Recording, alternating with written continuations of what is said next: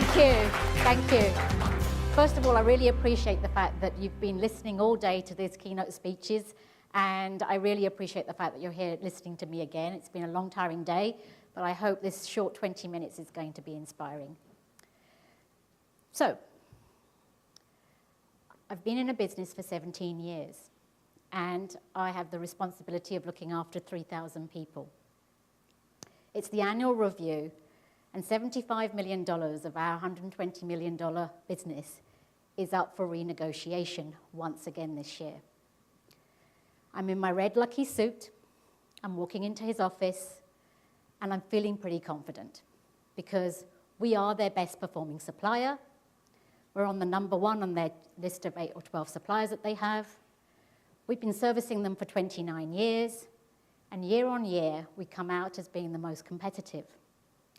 So I have nothing to be worried about. I go into his office with my beaming smile and my red suit, waiting to hear in anticipation what's about to happen.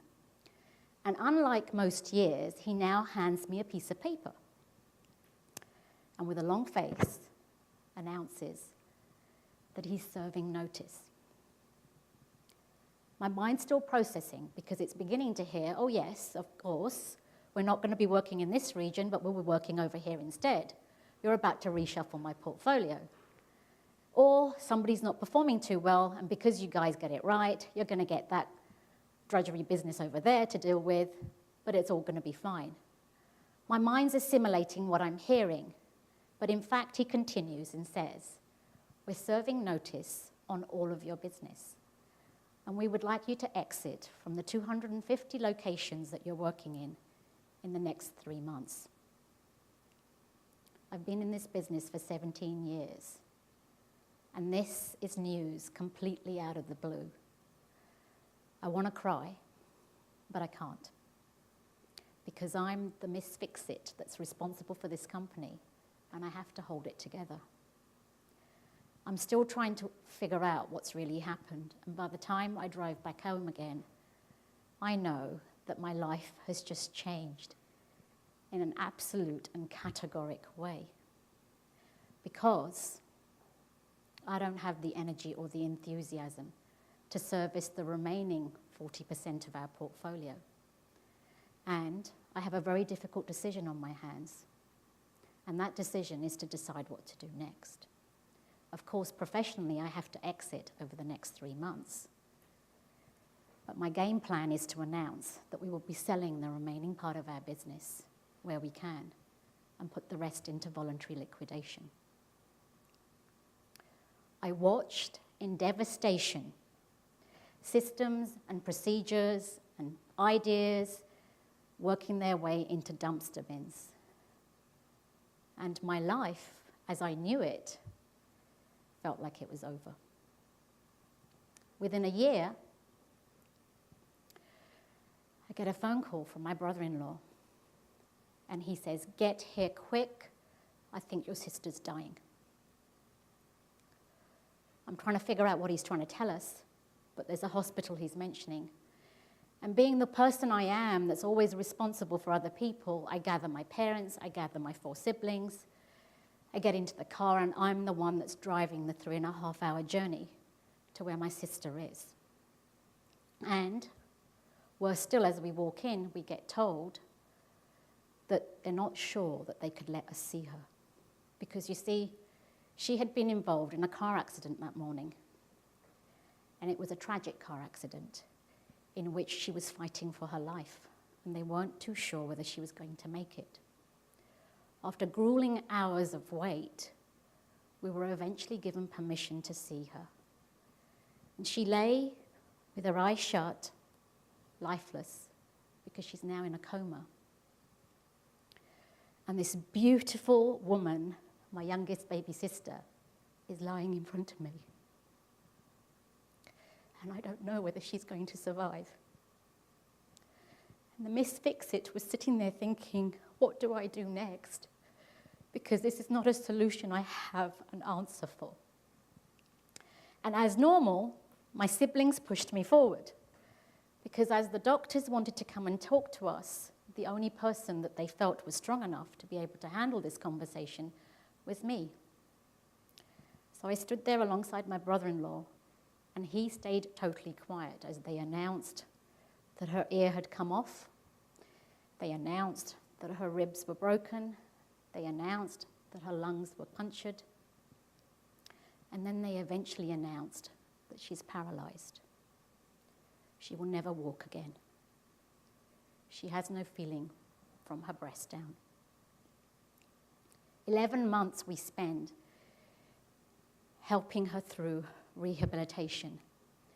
And during that process, I'm constantly reevaluating my life. My career as I knew it no longer existed. My faith in the human body now wasn't there either. I had no understanding of what this suffering was truly about. And I was questioning God. Why such adversity? What's the point of creation? What's the point of putting a human body on the planet? And then one day you suddenly decide that there's going to be no limbs that this person can use. And to add to this travesty, I decided that there was one more piece that I had to have ripped away from underneath me. And this was the remaining part of how I held myself together. Because my identity was as this person that was known as the Miss Fix-It woman. So I'm the eldest of 5 children. And I helped my parents with everything, and I helped my siblings, and that's how life continued. So we decided that we were going to emigrate. And we uprooted ourselves and moved to Canada. And now I'm finding myself with my husband and my 3 children, but on my own. I do no longer have my family structure that I am so dependent on. They're not there. I'm sitting in my sofa. It's a normal, ordinary day. And the phone rings. I can hear it in the distance.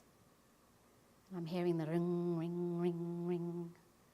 And in an uninspired way, I make my way to answer the call. And I hear,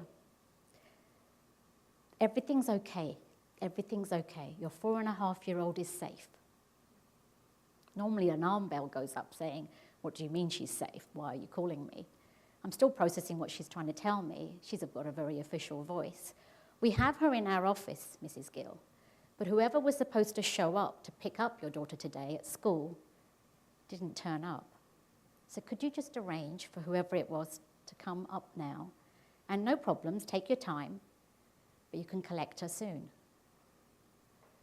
It sinks in, that person that's supposed to go and collect her is me. And I haven't showed up to pick up my 4.5-year-old from school. So the entrepreneur, the CEO, understood there was a major problem now, because she could see that the person inside, her employee, was no longer functioning. She was knee-deep in depression. And I couldn't continue anymore because the alarm bells were now raging and I couldn't hold it all together. So I had to do something pretty dramatic to get myself out of this space. We pray, we do all sorts of things. I fumbled around for a couple of more years, and there's only one thing I've ever known in life, and that is to train my mind to come up with the solutions. You read, you find out new principles, you educate yourself. That's how you cope with life. And if there are things that are outside your control, you find another way round. So I started that treadmill again. I started to re-educate myself on how to inspire myself back into motivation. And no matter how hard I tried, and the will of the CEO inside me really wanted something dramatic to happen, but the employee was screaming, and she was screaming so loud that there was hardly anything that she could be educated to learn that would move her or motivate her. So I'm pretty desperate. And one day I'm in a store and I'm looking for a dictionary for my youngest daughter, actually my eldest daughter, and I can't find the dictionary. I've already promised myself I'm learning nothing. I'm not going into the New Age section. I'm not going into the self-help section. I've read myself to death.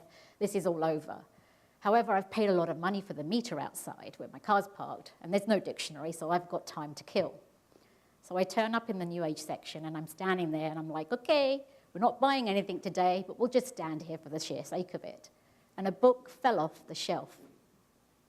It fell off the shelf, landed by my feet, and its title, as I picked it up, said, "In Search of the Miraculous." And I was looking for that miracle. The title continued, Healing into Consciousness by Eliza Madadalian. The logical part was saying, put the book back. Because somewhere inside me, I knew I'd overeducated myself by this point. But the soul inside said, there's something in this book, take it home, girl. So I took it home. I took it home, and I was in the 3rd paragraph. And tears were rolling, literally just flooding me, because this was my real moment to actually let my feelings out. Because I knew in that moment I'd found what I was looking for. Because by the 3rd paragraph, the conversation was about trying to understand what pain and suffering on this planet is truly about. I put the book to one side and thought, I need to find this author. Where is she? I started Googling, and much to my absolute delight, she's living on my doorstep in Vancouver, to the city that I had now moved to, where I felt so lonely and so far apart from the person I once knew. More miraculously, it turned out that she had created a technique and she works with people one-on-one.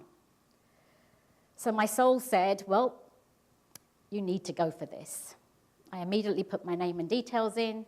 I asked for a time slot, and it's an 1.5-hour appointment. This was my first experience of not using my head. My first experience of a bodily experience. I walked into her room, and an 1.5 hours later, it was like being put through a washing machine and coming out brand new. Every cell inside my body that was screaming, rage, grief, upset, the lack of will had just been removed and lifted away. And that dark cloud above me was no longer there. And internally, I felt a peace that's totally indescribable. Totally indescribable, but so real. And I knew that I had found something that the Misfix-It never understood before. Because life is not about fixing. Life is about evolution. We're here to learn. The devastation, the adversities, these things we face serve a purpose. And behind those situations and challenges is an opportunity for growth. And that opportunity for growth arose for me when I went past my head and into the cells of my body. I then spent 7 years working intimately with this method. And more adversity came my way that I couldn't control. My husband got diagnosed with cancer.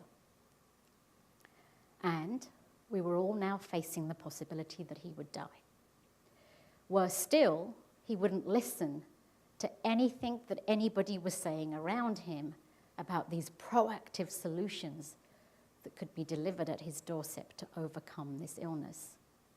And so the cancer metastasized and it resurfaced.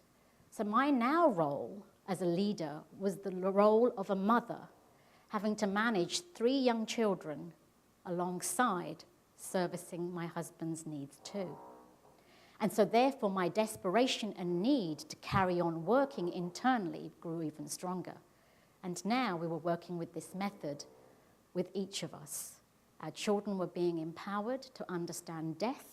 They were being empowered to understand the strength and the resilience that resides inside us, and that power that can overcome anything. They were all acquiring those skills methodically. And I found myself in a new mission. And my new mission is about going into corporations and helping us leaders to understand that there's a difference between fixing and transforming. And the load on your shoulders is not about just fixing. The load on your shoulders can be minimized if we go about helping our colleagues to be able to transform. And that transformation can be so radical that that strength will never be lost, because literally the DNA structure inside your body alters through this. So that's the very first and most important message that I would like all of you to understand today, that fix is at one plane, and that's the plane of the head. But transform and evolve from inside out is another plane that we need to invite into our worlds. So that this brainwashing that we're going through life that says we are superhuman, we can cope, no adversity is going to stop us, and we'll find a solution, is a conditioning that we need to step aside from and find that there's something that we're supposed to be exploring internally. The other message I have to share with all of you today as leaders is about feelings. I felt when I had the responsibility of looking after 3,000 people that I couldn't show that I was real and human. I felt like that load on my shoulders was mine to bear. My sleepless nights were mine. The problems were mine to solve. And I couldn't actually tell anybody that there are times when I'm afraid. There are times that I want to scream and yell. There were those moments when I'm the one that's speaking to the doctors in the hospital that I felt like screaming and saying, listen, guys, I want to cry alongside you right now. Don't put me in this situation. And I failed to speak for me throughout my life. And each of you in this room have a big responsibility on your shoulders, and I commend you for your resilience, and I commend you for your capability of enduring what comes your way in your lives. But I also urge you to be incredibly honest about the feelings that are being trapped inside your bodies. And I'm urging you to address those in a different way to the way that psychology is asking us to look at life. And that is that myth of suppression is the only way to cope. So out of my experiences, I'd like us to face our feelings head on, and I'd like us to understand that fixing is not the answer, but transformation is. I very much thank you all for paying so much attention to listening to this, and I look forward to being able to work with any of you in the future. I do work with people one-on-one and in group workshops too, and I share this marvelous technique that came my way and hope that other people's lives will also be fulfilled in the same way that mine has. Thank you.